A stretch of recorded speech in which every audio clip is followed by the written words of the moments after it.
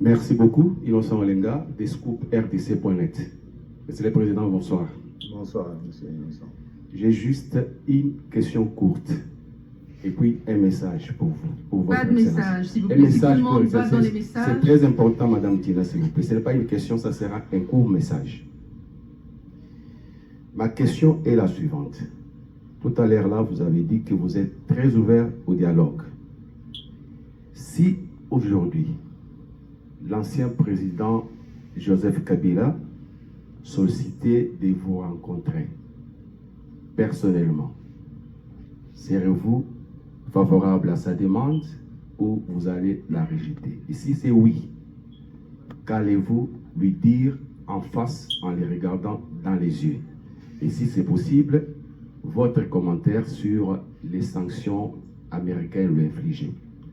Le message est simple. Lorsque cette conférence de presse a été annoncée, j'ai reçu beaucoup d'appels émanant de Lusambourgville.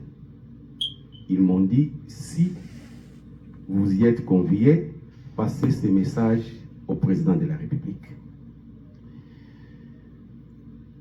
Depuis votre avènement à la tête du pays, aucun gouverneur de province, de Stéphane Moukoumadi, en passant par Gilles Lodi, Victor Kitenge, pour revenir à Gilles Lodi, aucun d'eux n'a construit ne serait-ce qu'une toilette.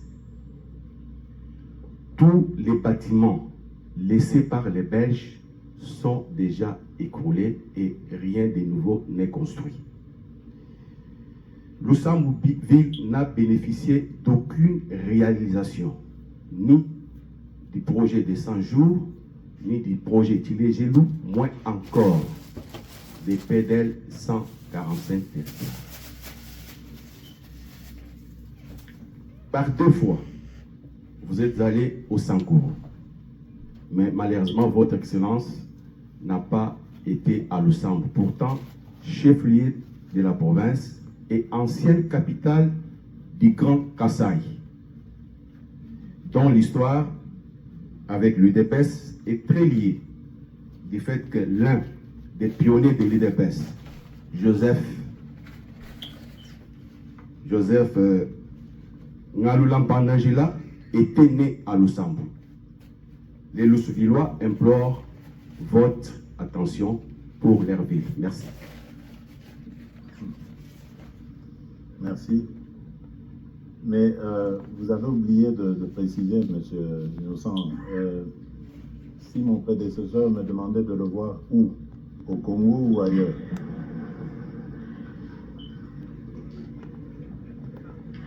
Bon, d'abord, s'il sollicitait, vous rencontrez, peut-être les lieux, c'est vous qui allez les déterminer. Mais où? Est-ce qu'il est prêt à venir à Kinshasa? Mais votre Excellence peut l'autoriser pour qu'il ne soit Il pas serait inquiet. prêt à venir. Non, mais écoutez, trêve de plaisanterie, on va dire les choses telles qu'elles sont. Je suis le premier à regretter cette situation, qui pour moi est un vrai gâchis. Nous avions réussi, lui et moi, lui particulièrement d'ailleurs, à obtenir la première alternance pacifique et démocratique dans notre pays. Après 60 ans, 58 ans, 60, on était à quel moment là? On était en 2018, 58. Donc, c'était historique. Et nous n'avions pas le droit de cracher sur un tel héritage. Malheureusement, aujourd'hui, les générations à venir retiendront que celui qui a été un acteur clé dans cette alternance pacifique et démocratique a aussi été le fossoyeur de cette belle œuvre. Je me rappelle qu'en 2024, après une intervention chirurgicale en Belgique, j'avais tenu un point de presse, une interview, et j'avais déjà dénoncé ce fait. il y a eu un tollé, mais vous oubliez que le président de la République est quand même, si pas le mieux informé, en tout cas très bien informé.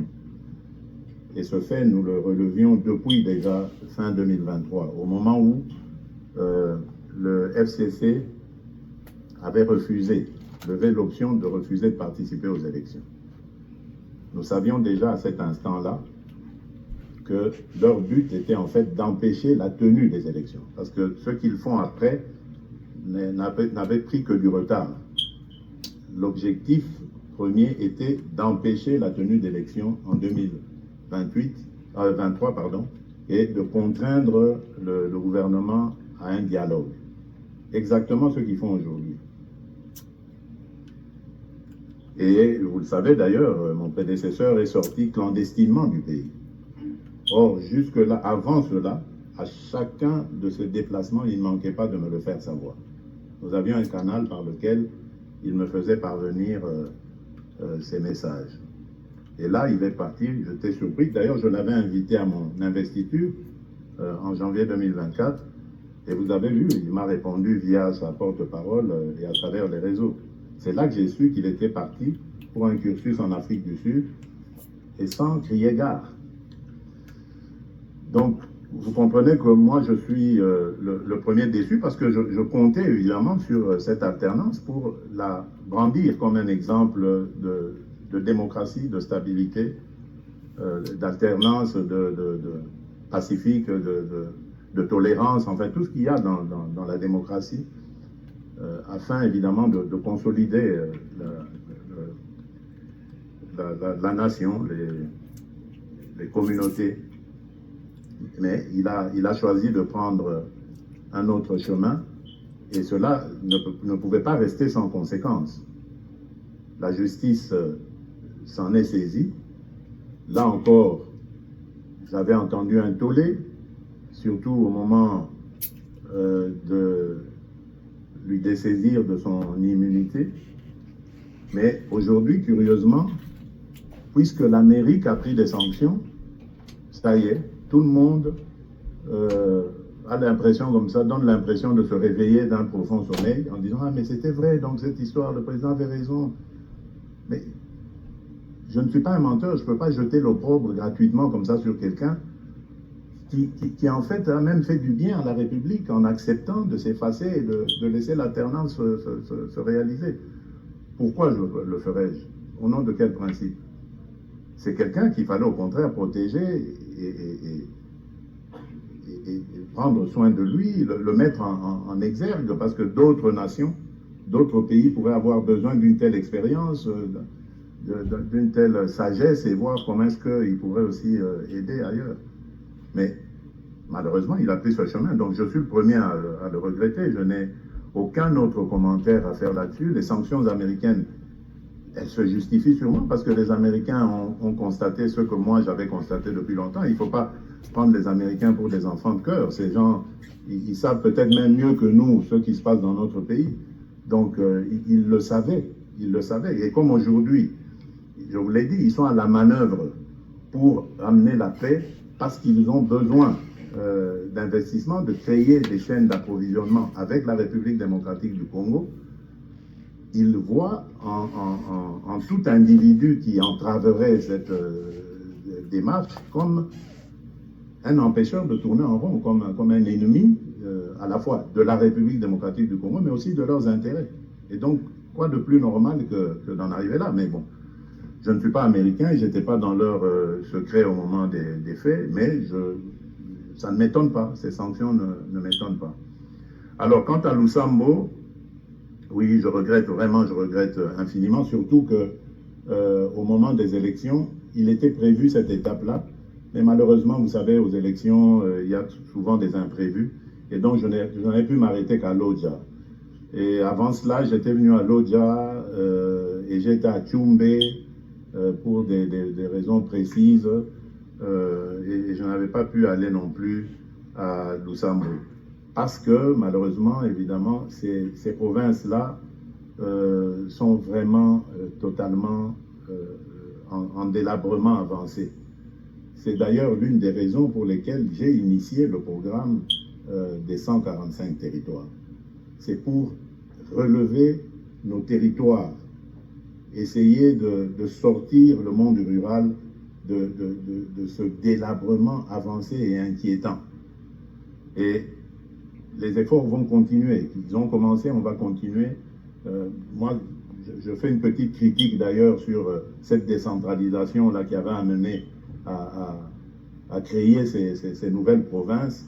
Nous voyons qu'elle a été faite sans vision réelle de la situation, parce qu'il y a des provinces aujourd'hui créées qui sont non viables, il faut le dire clairement, qui n'ont même pas de budget, qui fonctionnent sans budget, vous vous imaginez. Donc ils président comme ça aux destinées d'un bon nombre de nos compatriotes, mais sans budget, sans gouvernail. Bon, c'est des choses que nous avons trouvées, nous essayons évidemment de parer à toutes ces réalités, mais ça prendra du temps, comprenez-le. Nous avons un pays continent. Nous avons un pays continent qui est très peu intégré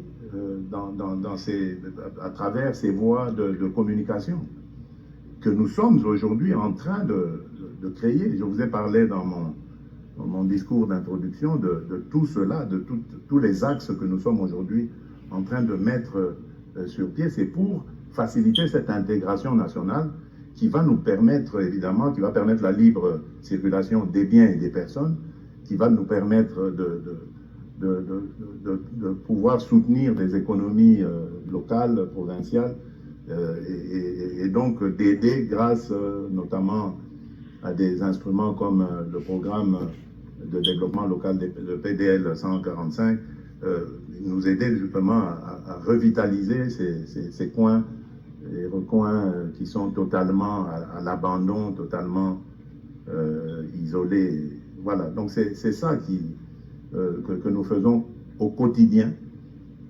Et dites de ma part à nos amis, nos frères de Lusambo, que j'ai compris cette remarque. Elle n'est pas tombée dans les oreilles d'un sourd. Il n'est pas trop tard. J'ai encore une mission jusqu'en 2028. Et je ferai tout ce qu'il faut pour arriver cette fois à Lusambo. Alors, en Lingala